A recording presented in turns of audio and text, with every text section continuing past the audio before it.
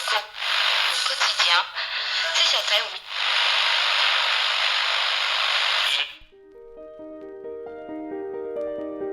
Welcome to the second season of True Crime Naija. In this season, we bring you stories of crimes that happen not only in Nigeria, but also across Africa. We hope that by sharing these stories, we all become more aware of the types of crimes that happen here. And by becoming aware, we become smarter at detecting and hopefully preventing similar crimes. This episode and other episodes of True Crime Naija can be found on our 234 Audio YouTube channel, on Apple Podcast, Google Podcast, Spotify, TuneIn Radio, and wherever you get your podcasts. Okay, let's get started.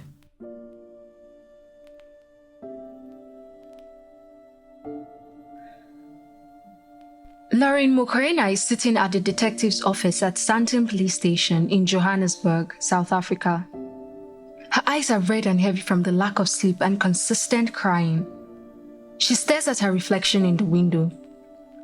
Rahmat is already an older woman, but the events of the past weeks have made her age even more. She sighs heavily and rests her face in her palm. Just then, a female detective walks in. The detective avoids eye contact with Lorraine. Instead, she moves to her desk and opens up her laptop. She starts playing a video and turns the laptop so that Lorraine can see. On the screen is a body. It seems to have been badly burnt. The fire that burnt it had completely eaten up the face and some body parts. It was almost hard to tell what gender the body belonged to. The only part of the body that seemed to have escaped the fire are the feet. Lorraine stares at them. They are familiar. Small feet with short toenails, painted in shiny red nail polish. We would need to do a DNA test to confirm. The detective starts to say. But Lorraine shakes her head as tears begin to fill her eyes. She doesn't need a DNA confirmation. She knows exactly what she's looking at. This is her daughter Carabo, killed and burnt beyond recognition.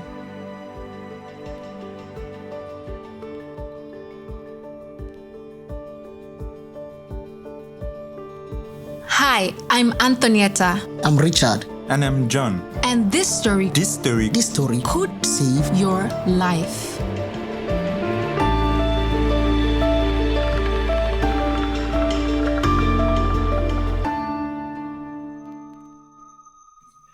Karabo Mokoena was a 22-year-old woman. Besides being intelligent, well-spoken, and driven, she was very beautiful. She was loved very dearly by her friends and family. Carabo had a good relationship with her father and brother, and she was very fond of her mother Lorraine and her elder sister, Buntley. Carabo trusted Buntley and shared everything with her, from her dream of starting a charity foundation to the new guy she was dating. His name was Sandile Mansue. Carabo had met Sandile in 2016. 27-year-old Sandile was cute. He would not really have passed for Karabo's type at first, but his amazing personality and ambitious nature made her fall for him. He drives a gold-colored BMW and has a huge following on Instagram. Many young men in Johannesburg look up to him. Wow, a BMW at 27? How does he make his money? What does he do for a living? Sandile has a degree in graphic design, but he began forex trading after school. Sandile, like Carabo, is eloquent and driven, and Carabo was certain that together they could really make a difference in their society.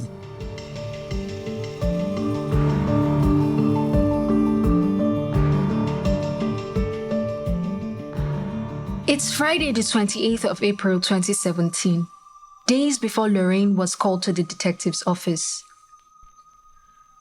Lorraine is sitting in her kitchen and she's furious. Carabo had told her she was going to spend last night at Sandile's apartment. But tonight, Lorraine was determined not to let her do that again. She has been dialing Karabo's number to tell her that no matter what happens, she needs to sleep at home tonight.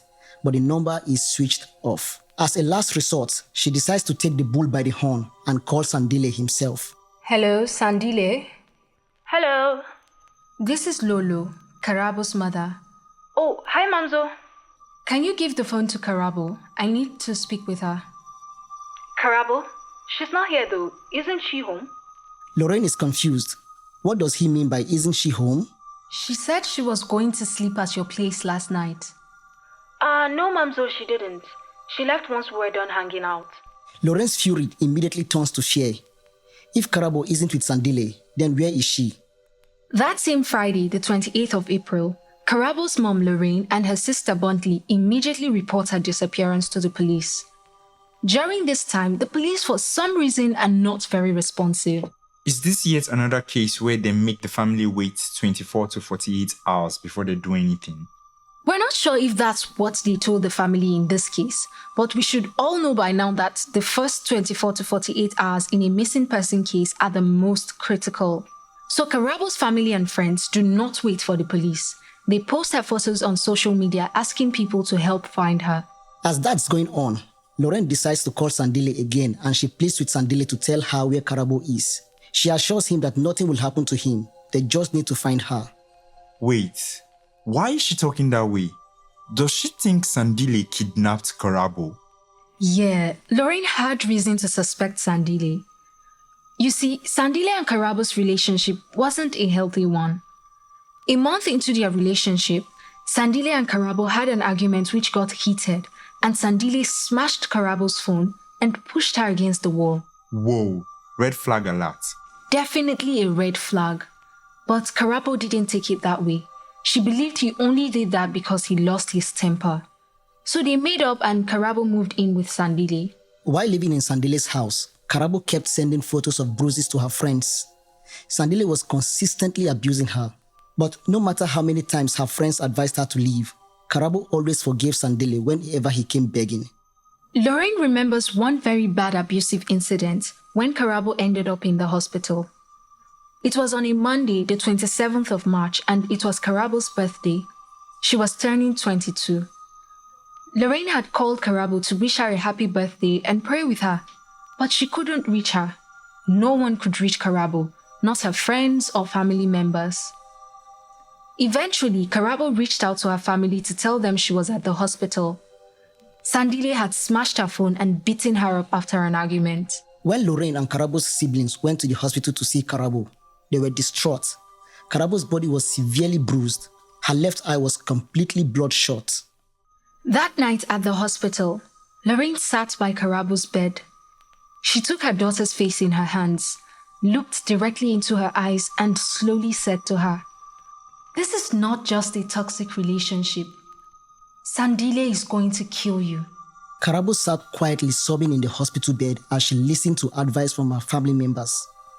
Her brother told her that moving out of Sandile's house wasn't enough. She needed to file assault charges. Karabo takes her family's advice, and immediately after she is discharged, she goes to the police station to file charges against Sandile. But get this, when Karabo arrives at the police station, she finds out that Sandile had already been there. He had filed assault charges against Karabo. He said Karabo had beaten him up. What? Is that true? Well, it's true that he filed the report. We don't know if what he claimed is true. Sandile claimed that Karabo was the aggressor and she was the one always assaulting him.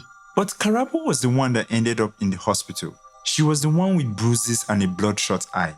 I know, but the police decide they don't have the time to go back and forth between the two lovers.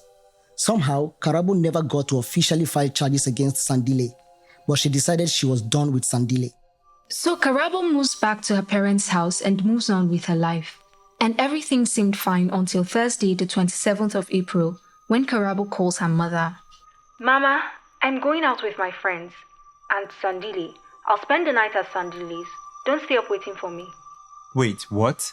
I thought she was done. That's exactly what everyone thought. But Karabo had gone out to an event a few nights before and Sandile was there too. Somehow, he was able to get Karabo to give him yet another chance. Lorraine is so worried. She doesn't like the idea of Karabo being alone with Sandile again. So later that evening, she calls Karabo. Karabo answers the phone in a whisper. "Hello, Mama. I can't talk now. I'll call you back." But Karabo never calls Lorraine back. And the next day, when Lorraine calls Sandile to ask to speak to Karabo, that's when Sandile says Karabo never slept at his house that night. So yes, Lorraine has reasons to believe that Sandile might have kidnapped Karabo. But the next words that come out of Sandile's mouth make her even more worried. Mamzo, I swear I don't know where Karabo is. I didn't kill her.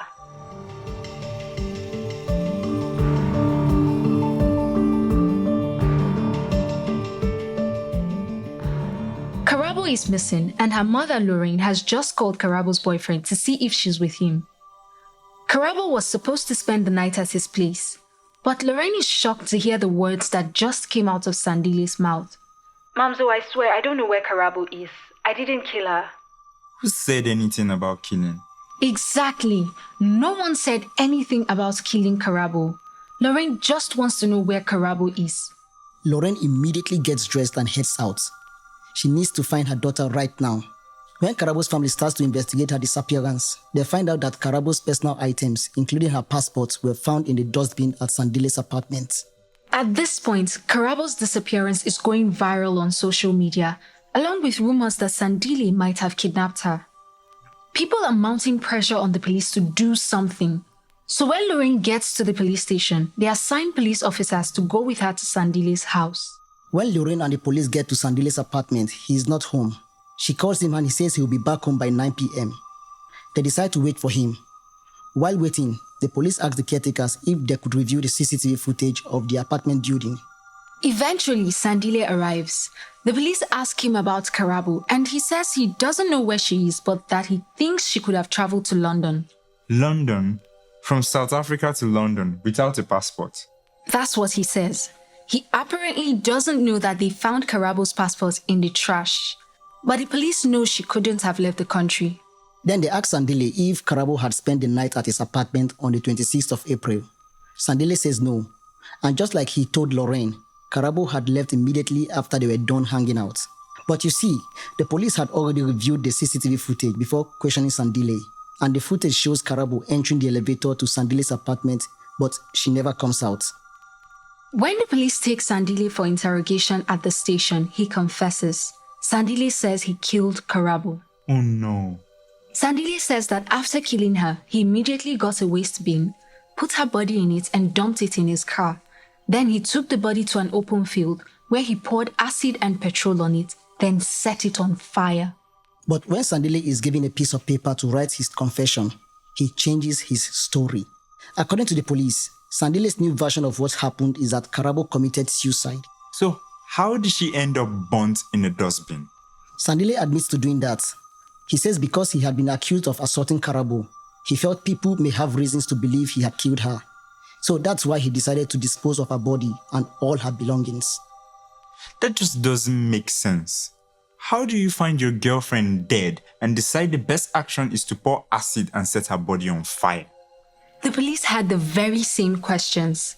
And Sandile's new confession does not match the timeline on the CCTV footage. Sandile says he left the house at about 6 p.m. that Friday, the 28th, and that when he left, Carabo was alive. But when he returned, just 4 minutes later, Carabo was dead.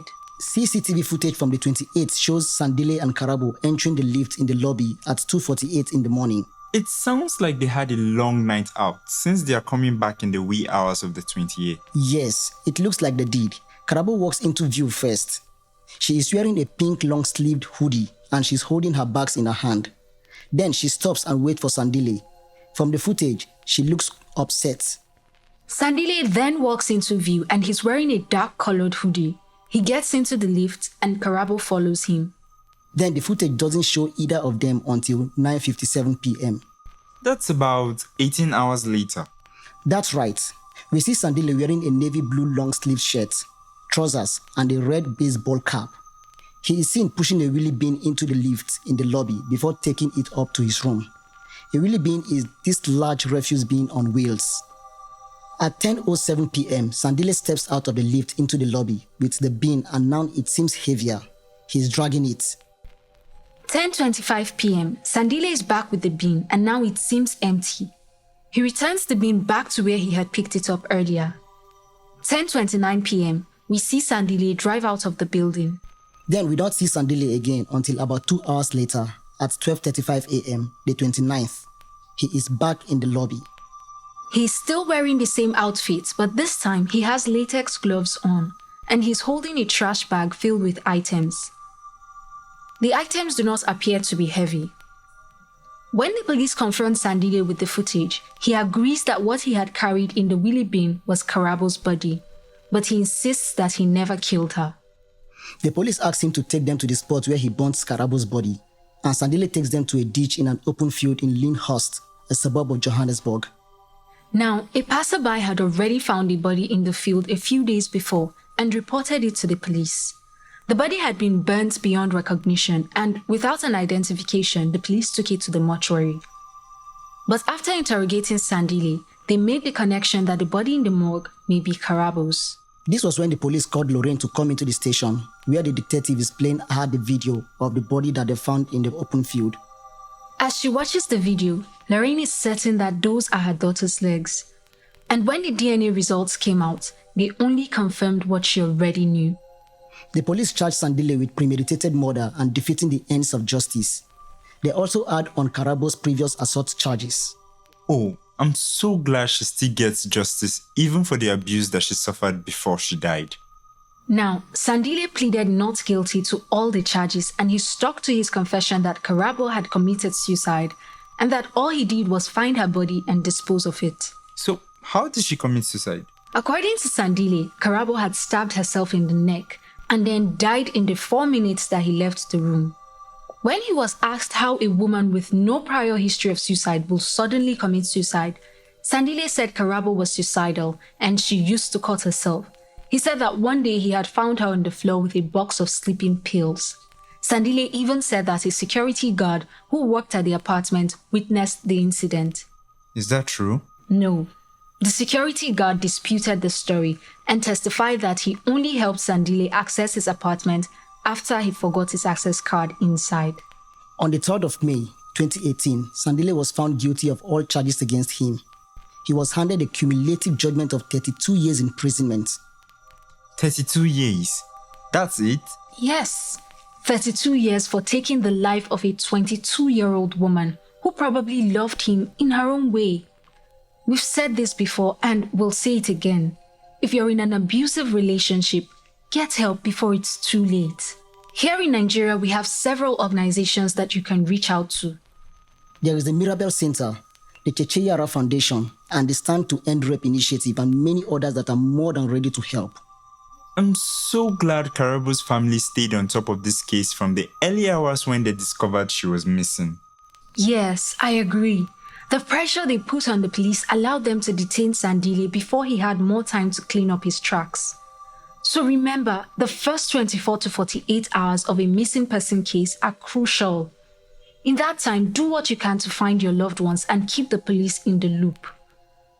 For this episode, we relied on several sources including eNewsChannel Africa, SABC News, True Crime South Africa, Sowetan Live and Multimedia Live. Join us next week for another episode of True Crime Naija. This time, we're back in Nigeria for the case of a man who wakes up in the hospital and finds out that he's accused of killing his family. True Crime Naija is a Triple E Media production. Production copyright 2021 Triple E Media Productions. This episode of True Crime Naija was produced by Anthonieta Kalunta, John Iwodi, Richard Anyebe, Nico Rivas, and Sam Tabakaji. Executive producer Rahmat Muhammad. Special thanks to Rabia Hadejia and Mala Iwa Gbado Ikaleku. Stay alert, stay alive. See you next week.